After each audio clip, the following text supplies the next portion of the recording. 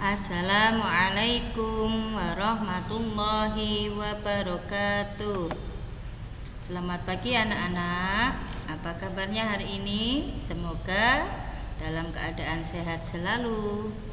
Hari ini kita akan belajar sejarah kebudayaan Islam untuk kelas 4. Melanjutkan pertemuan yang kemarin tentang ketabahan Nabi Muhammad dalam berdakwah bersama saya Ibu Himatul Husna di MII Brenglangu 03.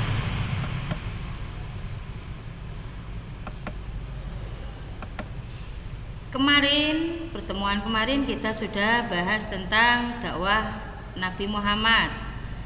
Untuk kali ini kita akan bahas tentang ketabahan Nabi Muhammad dalam berdakwah. Yang pertama, ketabahan atas ancaman paman Nabi Muhammad Shallallahu Alaihi Wasallam. Siapa paman Nabi Muhammad tersebut? Beliau adalah Abu Lahab. Abu Lahab adalah paman Nabi Muhammad yang selalu merintangi, mengancam, menentang dakwah Nabi Muhammad Shallallahu Alaihi Wasallam. Bahkan Abu Lahab dikecam oleh Allah dalam surat Al-Lahab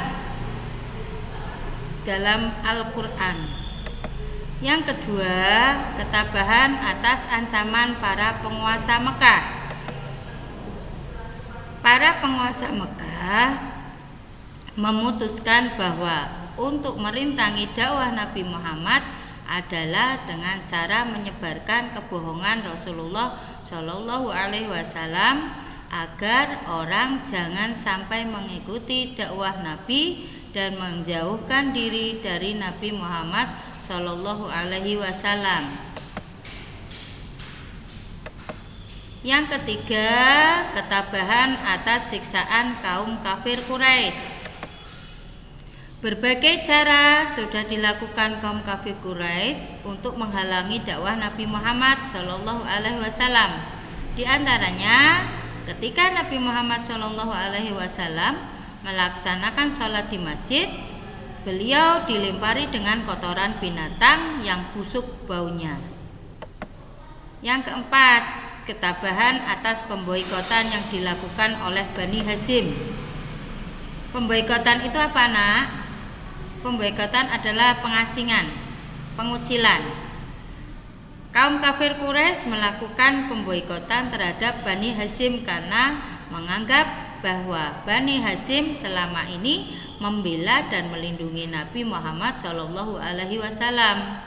Dengan diboikotnya Bani Hashim, Nabi dan umat Islam pada waktu itu menderita kelaparan, kemiskinan dan tidak bisa berhubungan dengan dunia luar. Akhirnya agama pun tidak bisa berkembang. Selanjutnya, apa isi pemboikotan itu? Antara lain adalah tidak boleh melakukan jual beli dengan Bani Hashim, Bani Abdul Muthalib dan umat Islam.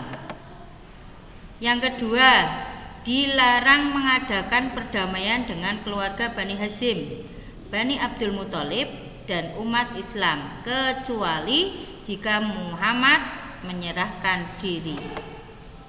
Yang ketiga, tidak boleh mengadakan pernikahan dengan keluarga Bani Hashim, Bani Abdul Muthalib dan umat Islam. Yang keempat, dilarang berbicara, menjenguk orang sakit dari keluarga Bani Hashim, Bani Abdul Muthalib dan umat Islam. Yang kelima, tempat tinggal umat Islam diasingkan di bagian utara kota Mekah dan dijaga ketat oleh kaum Quraisy sehingga tidak dapat berhubungan dengan masyarakat Mekah. Itulah isi pemboikotan yang dilakukan oleh orang kafir Quraisy. Papan pengumuman pemboikotan ditempelkan di dinding Ka'bah. Pengumuman pemboikotan akan dicabut apabila Nabi Muhammad Shallallahu Alaihi Wasallam menyerah dan diserahkan untuk dibunuh. Umat Islam pada waktu itu bertahan, tidak mau menyerahkan Rasulullah walaupun mereka menderita. Akhirnya, tahun berganti tahun, papan pengumuman pemboikotan itu lenyap dimakan rayap. Bersama lenyapnya papan pemboikotan, berakhirlah pemboikotan terhadap Bani Hashim.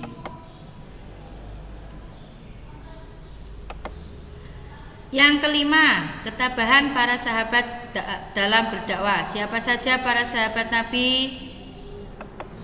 Yang pertama, ketabahan Khadijah binti Khuwailid. Beliau adalah istri Nabi Muhammad SAW. Khadijah selalu mendukung dakwah Nabi dengan harta benda, jiwa dan raga. Banyak harta bendanya yang digunakan untuk kepentingan dakwah Nabi Muhammad SAW. Bahkan Khadijah banyak menghadapi ancaman dan cacian dari kaum kafir Quraisy. Mereka menyuruh Khadijah agar mau membujuk Nabi Muhammad SAW untuk menghentikan dakwahnya, namun bujukan itu ditolaknya. Yang kedua, ketabahan Abu Bakar. Siapa Abu Bakar? Abu Bakar adalah salah satu sahabat Nabi dalam Khulafaur Rasyidin. Orang kafir Quraisy memukuli Abu Bakar sehingga jatuh karena tidak kuat menahan pukulan-pukulan mereka. Ketika mencoba melarikan diri, dengan segera ia ditangkap oleh Utsbah bin Rabi'ah dan dipukuli lagi. Akhirnya Abu Bakar ditolong oleh orang-orang dari keturunan keluarga Taimi yang kebetulan lewat dan dibawa ke rumah ayahnya Abu Quhafah. Dengan takdir Allah Subhanahu wa taala, tidak beberapa lama kemudian sembuhlah Abu Bakar dari luka-lukanya. Yang ketiga, ketabahan keluarga Sumayyah. Mereka sekeluarga disiksa oleh majikannya, yaitu bernama Abu Jahal. Mereka diikat, kemudian diseret dan dijemur di panas matahari beralaskan pasir yang dibakar. Yang keempat, ketabahan Arqam bin Abil Arqam. Arqam bin Abil Arqam sering mendapat ancaman dan bujukan dari kaum kafir Quraisy agar meninggalkan ajaran Islam. Arqam bin Abil Arqam tetap tabah dan menjadi pengikut setia Nabi Muhammad SAW. Bahkan ikut hijrah ke Madinah, meninggalkan rumah dan harta bendanya yang melimpah. Yang kelima, ketabahan Bilal bin Rabah. Umayyah bin Khalaf sangat marah mendengar berita bahwa Bilal bin Rabah masuk Islam. Dia menyiksa dan memaksa Bilal bin Rabah agar kembali kepada kepercayaan menyembah berhala. Bilal dicambuk berkali-kali, bilur-bilur bekas luka cambukan merata di tubuhnya. Lalu menjemur Bilal di panas terik matahari. Kemudian di atas perutnya diletakkan batu besar. Itulah pembahasan kita kali ini.